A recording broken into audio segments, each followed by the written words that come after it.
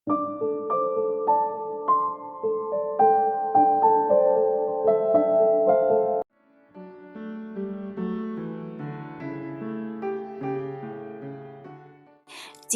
of a Doctor Wife, Chapter 68. Zai Point of View. Zayn decided to do a immediate operation para kay Kiara. Some of the doctors against of it dahil masyadong risky ang gagawing operasyon. Ngunit desidido si Zayn na operahan ang bata kahit itaya pa niya ang kanyang ospital, reputasyon at lalo na ang kanyang lisensya. Basta maibsan lang ang paghihirap ni Kiara. Nasa puso ni Zayn ang paniniwala na may pag-asa pang gagaling ang bata.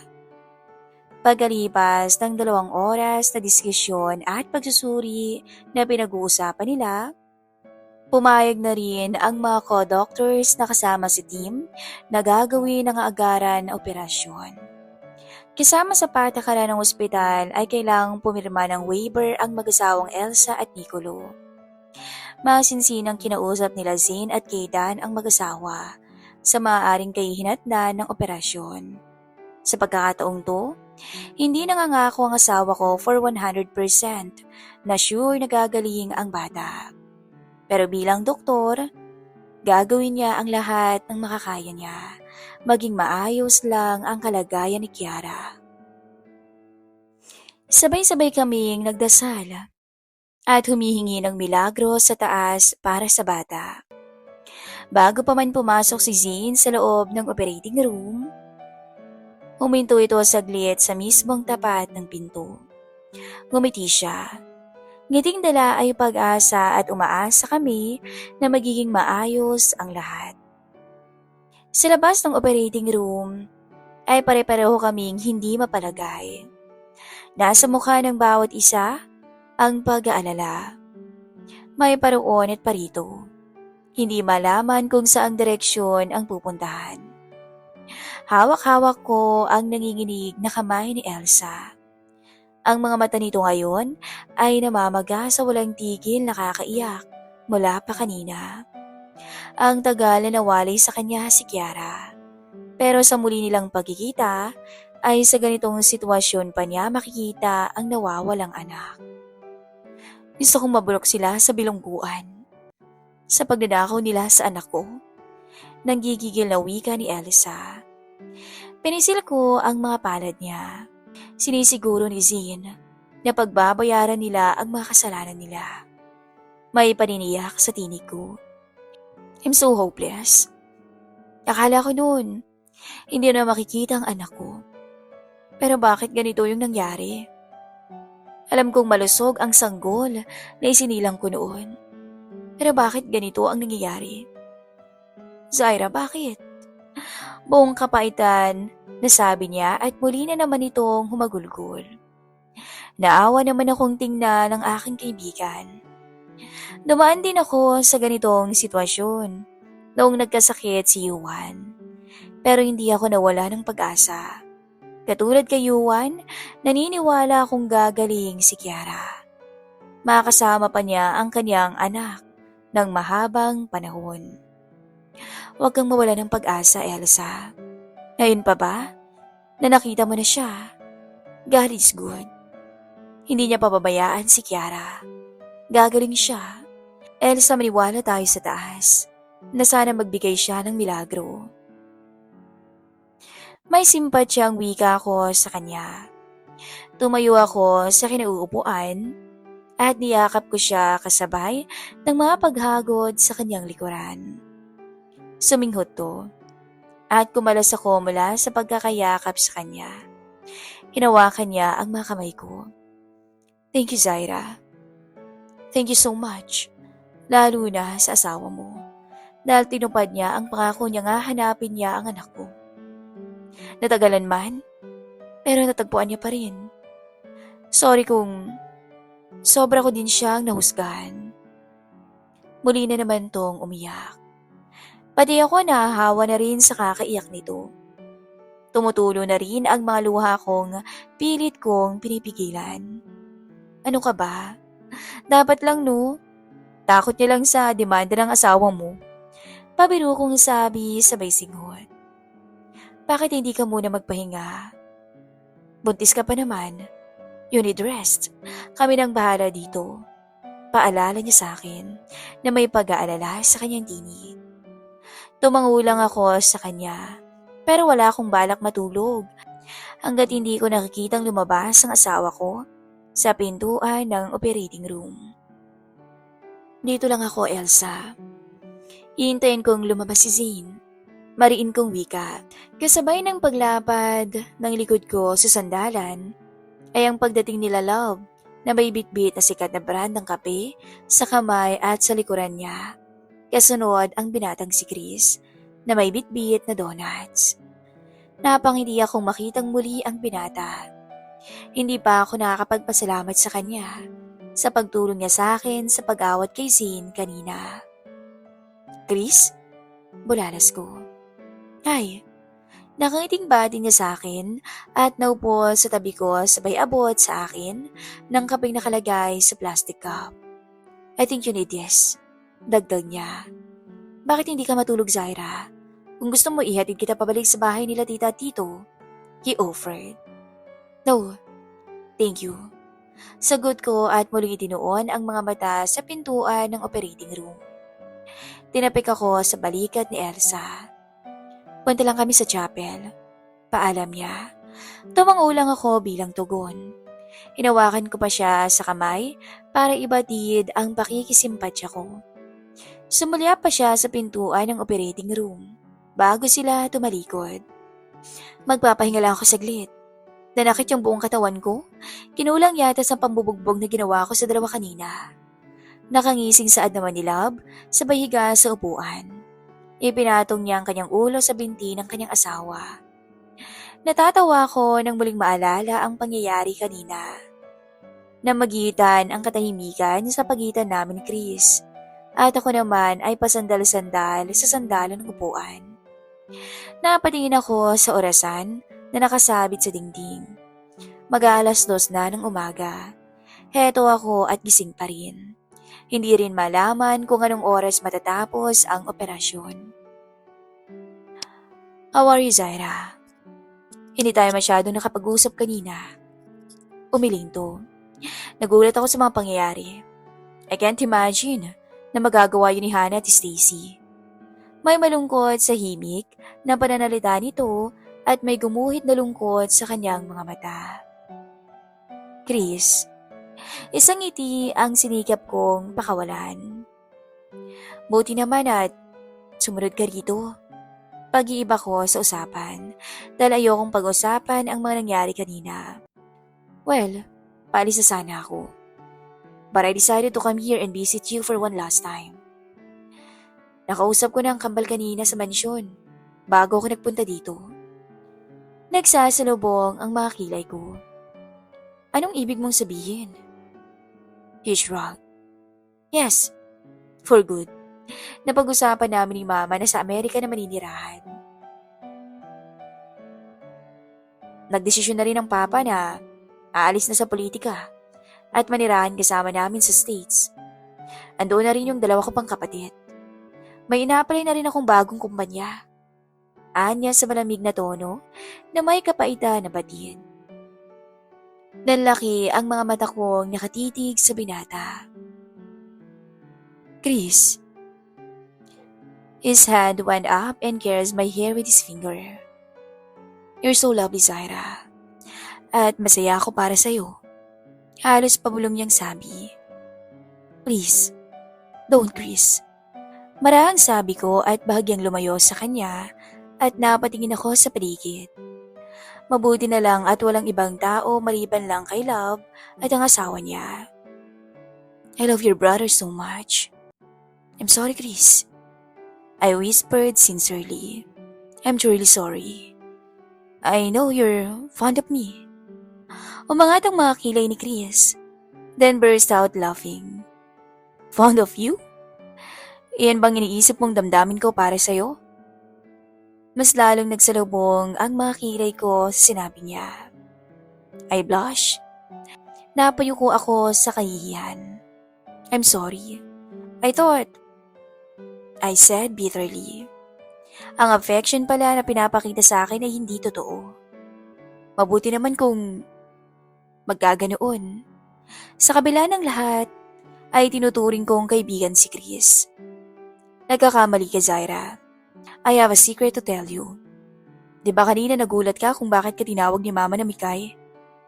At ang sabi ko, lagi kitang nakukwento. Napatuwid ako ng upo at napatitig ako kay Chris. Why? Naguguluhan kong tanong. Una pa lang kitang nakita sa ospital.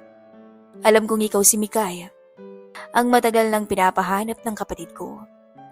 I saw your photograph na hawak ni Mama. Kayong dalawa ni Tupe.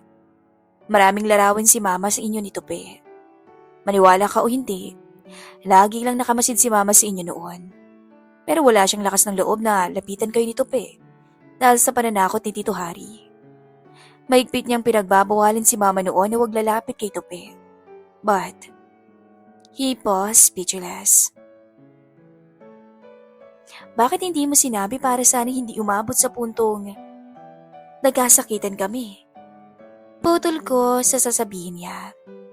Dahil ayokong pangunahan ng kapatid ko. Maganda pa rin na siya mismo ang unang makatuklas. Umiling siya at pinalipas ang ilang segundo bago nagsalita. Kahit naman kausapin ko siya, hindi rin niya ako pakikinggan. Nawala ako nung gabi sa party at sinabi ko siyang aalis ako. Hindi ako umalis. Kasama ko si Tita Farah. Nakita ka namin sa parking lot. Ako ang nagbuhat sa'yo at nagdala sa silid ng hotel room ni Zane. Kasama ako sa plano ni Tita Farah. Si Zane, nakatulog dahil may pinainom sa kanya si Tita. I'm sorry, Zaira. Hindi namin inaasahan na ganoon ang mangyayari sa inyong dalawa. I gasped. At hindi ko alam ang isasagot ko sa kanya. Napaluha na lang ang mga mata kong nakatitig kay Chris. Ginawa nilang komplikado ang sitwasyon namin ni Zane. Kung pwede naman pala sana na maging madali ang lahat. I'm sorry, Zaira. Nasaktan din ako sa ginawa niya sa akin noon. Naaminin ko, minahal ko talaga si Stacy. Si Stacy ang unang babaeng patibok ng puso ko. Pero sinulot sa akin ni Zane sa mga walang kwenta niyang dahilan. Ang masakit doon, kapatid ko siya. Pero may magandang dulot na rin ang ginawa niyang yun. Dahil nakilala ko kung anong klaseng babae si Stacy. Ang paglapit-lapit ko sa iyo noon, sinasadya ko lang yun. Para patayin siya sa selos.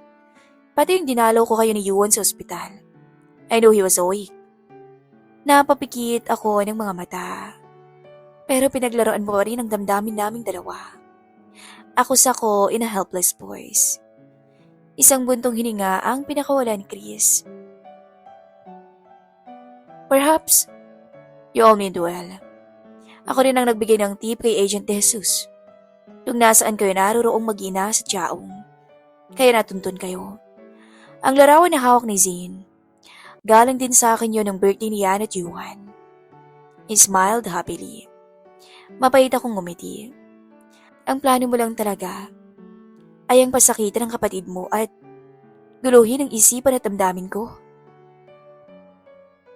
Perhaps you're right. Again. Mahal kita, Zaira. Bilang nakababatang kapatid. Actually, may girlfriend ako sa States. Filipina. Soon, kapag nakapagbakasyon ako, isasama ko siya para makilala mo.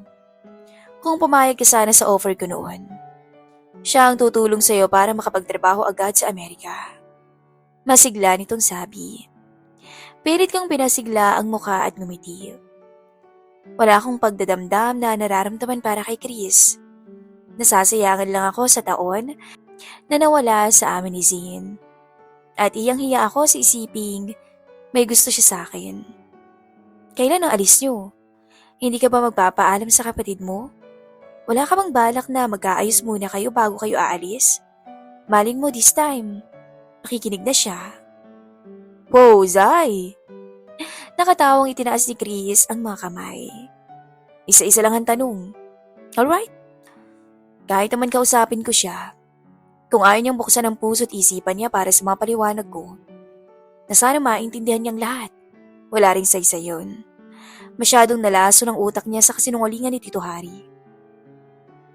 Mahabang kwento kung pag-uusapan pa natin kung bakit nagkagano ng sitwasyon. I'm sorry, Chris. Sagot ko sa apologetic na tono. Walang dapat ihingi ng sorry. Not half as sorry as I am. Anya Denisay. Galit din ang nararamdaman ko sa father ni Zane. Dahil nakikita ko noon kung paano niya lapatan ang mga palad niya ang mama. May punto talaga sa buhay natin na mahirap tanggapin ang katotohanan. Na may mga taong hindi nila kayang suklian ang pagmamahal natin. He said sadly. May kung anong gumuhit sa mga mata ni Chris sa sinabi niya. Something like anger, pero agad ding nawala. Marahil ay imahinasyon ko lang ang nakita. Mag-ingat ka, Zaira. Alam ko ngayon naaalagaan ka na ni Zane. Don't distress yourself. Mas dapat mong alagaan ang sarili mo ngayon. He said softly. Tsaka tumayo sa kinauupuan. I guess I have to go at ikaw din. Nagpahinga ka. Nang lalalim ng mga mata mo at nakakasama sa buntis ang nagpupuyat. He teased gently. Marahan na tinapik ang pisngi ko. Iyang sayong pagbubuntis mo. Lalo kang gumaganda. He added huskily. And I smiled a little of that. Tumayo din ako sa kinauupuan at niyakap niya ako. Manay ditong hinaplos ang buhok ko. Tiki mula sa likuran namin ang nagpagulat sa akin at mabilis akong kumawala mula kay Chris. Sabay kaming napalingon sa pinanggalingan ng tinig. Nakatayo si Zane habang tinatanggal ang surgical mask sa bibig. He was staring us coldly. Hindi ko mawari kung masaya ba o galit ang emosyon na nakikita ko sa mga mata niya. Palipat-lipat ang tingin sa amin ni Chris. Kasunod niya si Kaydan at ang iba pang mga doktor na masayang nakangiti. Maybe it's a sign na tagumpay ang operasyon ni Kiara. Chapter 69. Zai Point of View. Nag-isang linya ang mga mata ni Zane. Anong ginagawa mo dito, Navarro? Formal na tanong ni Zane at matalim na tinitikan ako. Umakbang ako patungo kay Love at wala sa loob na yumakap sa babae. Niyakap niya ako pabalik at hinagod ang aking likuran. Nagkibit ng mga balikat si Chris. Gusto ko lang kamustahin ang bata, Zane. And to say my goodbye to your wife too. Oh, before you forgot. Isa pala sa pinunta ko dito, iniimbita pala ni Mama ang asawa mo. Nilingon niya ako. Okay lang ba sa'yo, Zaira? Wala sa loob na umiling ako. Sa sulok ng mga mata ko ay ang pagtalim ng mga mata ni Zane sa pagkakatitig sa akin. Please, Zaira. Come with me this noon para makapagkwentuhan kayo ni Mama. Ngayon lang, Zay. Sana pagbigyan mo ang gusto ni Mama. Anya sa pamamagitan ng imbitasyon at utos. Titingnan ko, Chris, dahil hindi ako sigurado. Ani ko na hindi malaman kung ano ang gagawin sa pagitan ng dalawang lalaking parehong nakatitig sa akin. Mag-iingat kayo sa biyahe. Iyakap mo na lang ako kay Tita Zarina. I said in trembling voice dahil hindi ko alam kung ano ang tamang itawag sa ina nila. Bumuntong hininga si Chris. Sinubukan niya akong lapitan pero nagsalita si Zane. Huwag mo nang subukan na lumapit sa asawa ko. Leave if you want to leave. No need to say goodbyes. May banta sa pagod na tinig ni Zane. Sabay hubad sa suot niya ang surgical gown at doctor's cap, kasunod ang surgical gloves at inabot sa babaeng nurse na lumapit sa kanya. Napasingap ako dahil ramdam ko ang namumuong galit sa mga mata ng asawa ko na tinatakpan lang sa mahinahong tinig. Pagkatapos nahapong naupo sa upuan, isinandal ang likuran sa sandalan at inihilig ang ulo sa headrest. Pinag-cruise ang mga braso sa dibdib. Pumikit at mababanayad sa mukha niya ang pagod. Pwede ka nang umalis, Navarro. Baka mahuli pa kayo sa flight niyo. Utos ni Zane. Ang mahinahong tinig ay mapaglinlang. About Kiara, the kid is fighter. Kung yan ang gusto mong marinig, dugtong niya. Nanatili pa rin nakapikit. Nagkatinginan kaming lahat at sabay-sabay kaming nakahinga ng maluwag. Lalo na ang magsawang Elsa at Nicolo. We cried because of overwhelming joy and happiness. Sana tuluyan ang gumaling si Kiara. Tumingin ako kay Chris. Tumango lang siya sa akin. Sana makarating ka, Zaira. Nilingon niya ang kapatid ko. Alam ko ang mga tingin niya kay Zane ay may nais ipakahulugan. Kakausapin ko ang mama. Na bukas na lang kami aalis. Instead na lunch, gawin na lang natin na dinner para makapagpahinga kayo. Bring the twins para makilala ni mama at makapaglaro sa mga pinsan nila. May mga pamangkin ako at tiyak mag enjoy ang kambal. Anya sa tinig na may pang-unawa at masaya siyang ngumiti. Let's see about that, Chris. Hindi siguradong sagot ko. Sumulyap ako kay Zane. Nanatili lang tong nakapikit. Pero alam kong naririnig niya kung ano ang pinag-uusapan namin. Asahan pa rin kita, Zaira. Pagkasabi noon ay tumalikod na to. Nang bahagyang huminto at muling humarap. Pero hindi ito sa akin nakatingin, kundi sa mag-asawang Nicolo at Elsa na hindi maipinta ang saya sa kanilang mga mukha. Masaya ako para sa inyo, Elsa. Anya. Lumapit pa siya sa dalawa upang makipagkamay. Pati sa mga doctors na naririto. Sumulya pa siya sa akin bago tuluyang umalis. Hindi magkamayaw ang kasiyahan sa paligid. Kahit nakikita ang pagod sa mga mukha ng mga doktor, andoon pa rin ang mga ngiti sa kanilang mga labi. Napangiti akong nakatingin sa mag-asawa. Binaling ko ang aking paningin kay Zane. Nanatili pa rin tong nakapikit. He looked so distressed. Dahan-dahan akong lumapit. Napako ang paningin ko sa gilid ng kanyang mga mata. May nangingislap. Suspecha ko ay mga luha yun. Is he crying or what? I know him. When it comes to his feelings, ang galing niyang magkunwari na okay siya. Pero ang totoo, he is killing inside. Bakit parang nararamdaman kong nasasaktan siya? Maaaring narinig niya kaya ang buong usapan kanina. Di mas maganda kung sakaling narinig niya para kahit papaano maliwanagan siya. I suck my breath. Naupo ako sa tabi niya. Kumislot siya ngunit nanatiling nakasara ang mga mata. Itinaas ko ang isang kamay at marahas na hinaplos ng aking hintuturo ang gilid ng kanyang mga mata. Naramdaman ko ang mainit niyang paghinga sa mukha ko. And then later, nagulat akong bigla na lang nagtaas baba ang mga balikat nito. At bigla ako niyakap na tila ba isang batang nakahanap ng makakadaupang palad sa kanyang nararamdaman. He is hurting right now, and I swear, talagang umiiyak siya. Oh God, my husband was crying. Sabay na pilingon sa amin ng mga kasama namin. Ang tanging nagawa ko ay hagurin ang likod niya to comfort him. Isinisiksik niya ang kanyang ulo sa balikat ko. Lagi na lang kayong nagtatalo.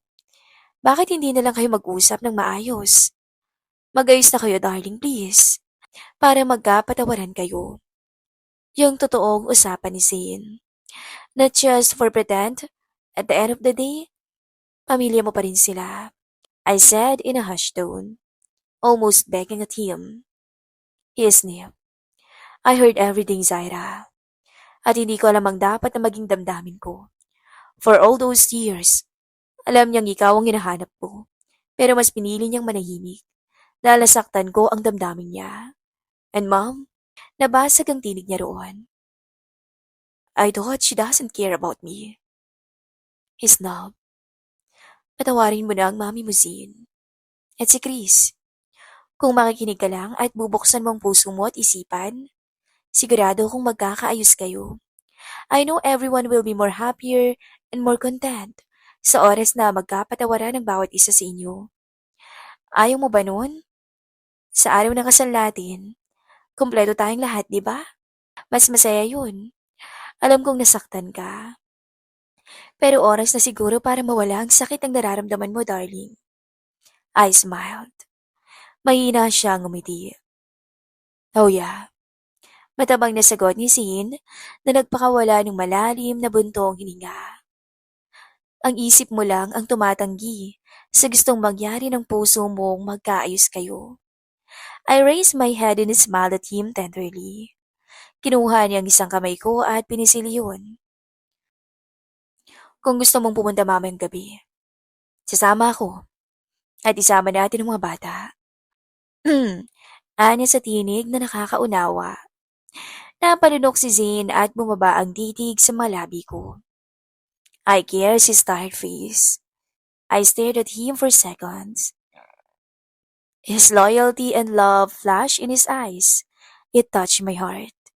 Lumapad ang mga ngiti ko. Thank you, darling. At pumapayag ka na. I love you, Zane. Mahal na mahal kitang gago ka. At hari ng mga in denial. Nakangising wika ako at inihilig ang ulo sa dibdib niya. Lumipas ang ilang sandali ay tumayo siya sa kinauupuan at inilahad ang isang kamay. Come on, let's go home. I miss the kids at kailangan nating magpahinga muna bago tayo pumunta sa bahay ng Marabaro. Hindi ka ba napapagod, buntis? Tanong niya sa tinig na nag-aalala at inabot ko ang kamay niya na may ngiti sa labi. Kinurot ko siya sa tagiliran. Antok lang at nagugutom na ako. Nakangising sagot ko. Palingalinga ako sa paligid. Wala na pala sila Elsa.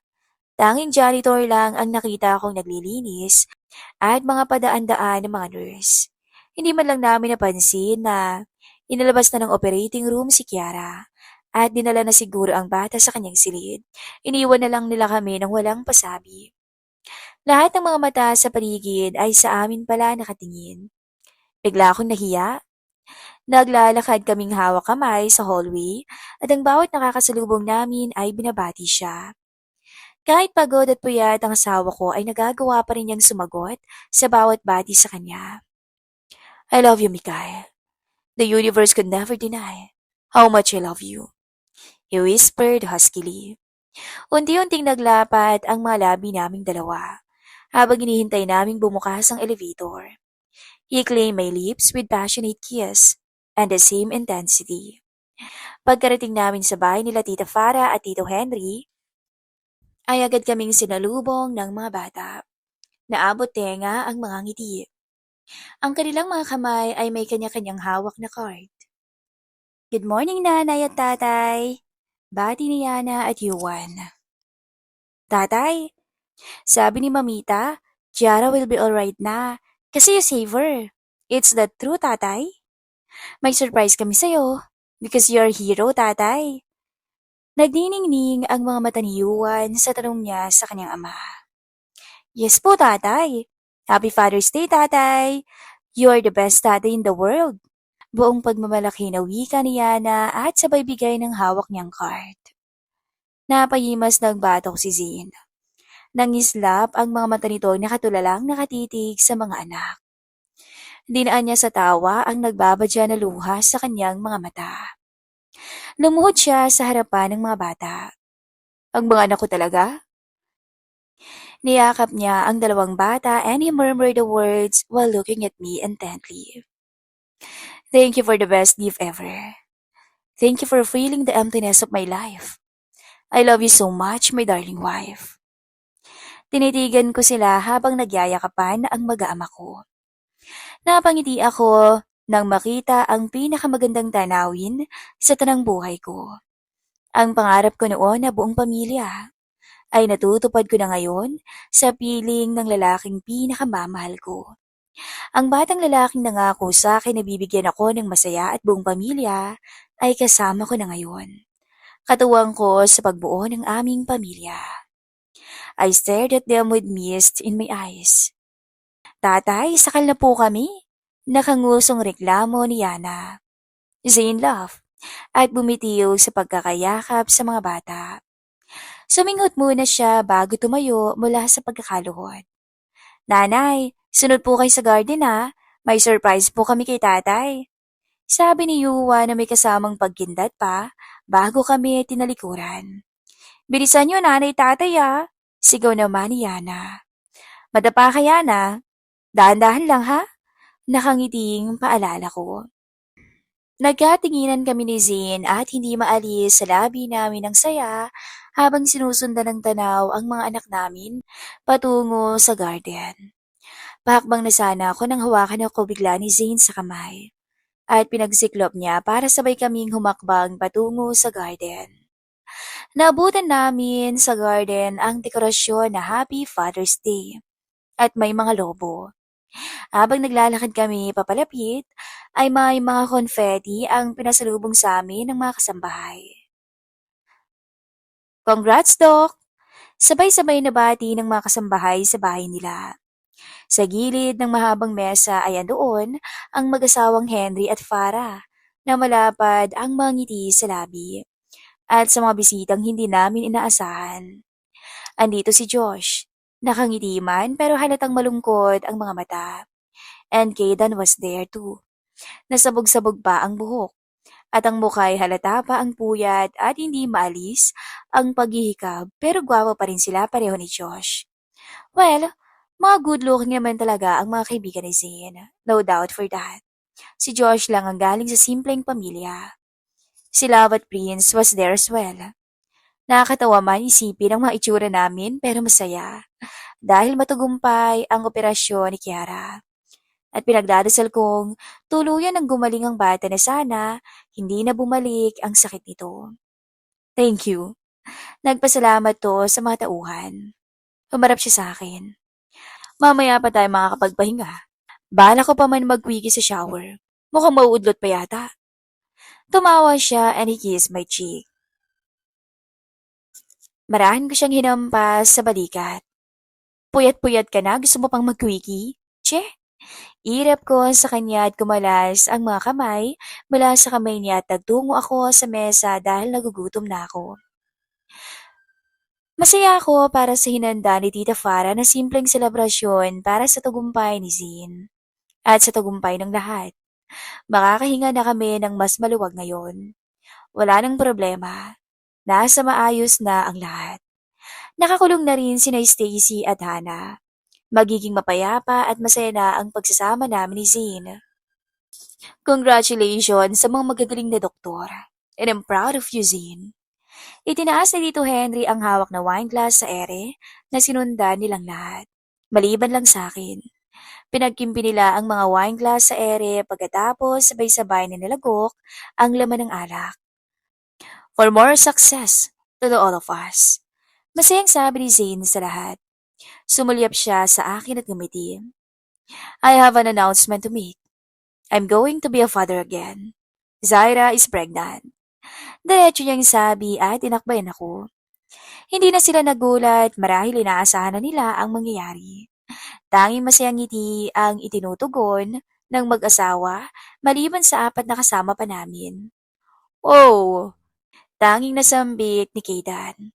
Congrats! Matabang nitong bati. Mapait namang ngumiti si Josh at sunod-sunod na paglagok ng alak ang ginawa. Makikita ang kapaitan sa mukha ng binata. Dapat palang bahay ay palagyan ko ng malaking playground, sweetheart. Dumadaming apo natin. Nakangiting suwestyon ni Tito Henry. Then down his wine in one gulp. Masuyong tinapik ni Tita Farah ang pisngi ng kabiyak. Bahala ka, sweetheart. She whispered in his husband's ear sweetly. Don't forget tonight, ha? Paalala ko habang naglalagay ng pagkain sa plato. Ngumiti siya. Oh, the perfect sight. Agad itong lumapit sa akin at umangkla ang braso sa bewang ko. Hindi ko nakakalimutan.